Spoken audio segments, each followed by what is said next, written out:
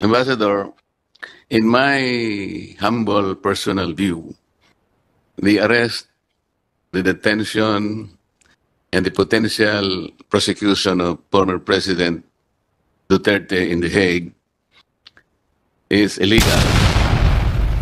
Well, I'm basing my opinion within the limits and context of the Rome Statute.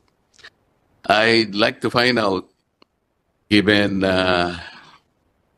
your next position as the permanent ambassador, Philippine ambassador to the United Nations, will you be in a position to navigate within the context of international law, whether or not we will find support in expressing my opinion that it is indeed illegal? Thank you very much, Mr. Senator. Well, first, of course, the Philippines is not a member of the ICC, so we have actually no official contact with the ICC.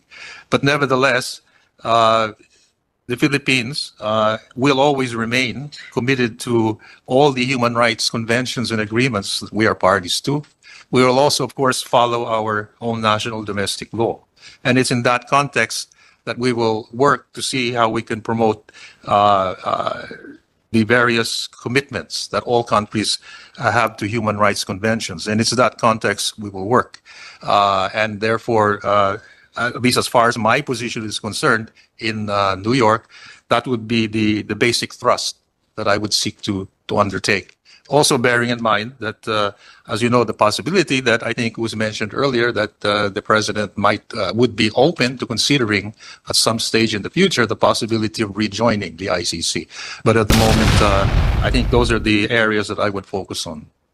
Mr. Chair, I raise this because if we refer to the Rome Statute, the foundation of that statute is the principle of complementarity, meaning to say, before it can act in a particular member state, of course, we are no longer a state member of the ICC, the jurisdiction, the national law of that particular state will govern.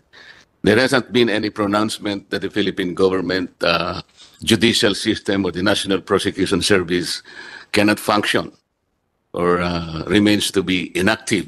There is no such allegation or admission on the part of the Philippine government.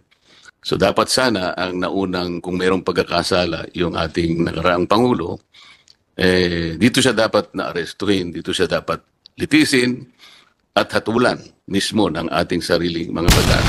That was not done. So the ICC itself did not observe its own regulation, its own rules.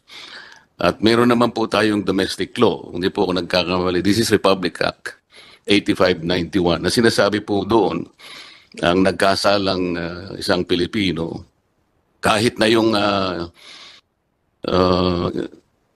pagkakasala niya ay tinataguri ang international crime at lahat ng kauri nito, ang jurisdiction dito pa rin sa ating bansa. Bigla na lang inaresto na hindi naibigay ang kaukulang due process.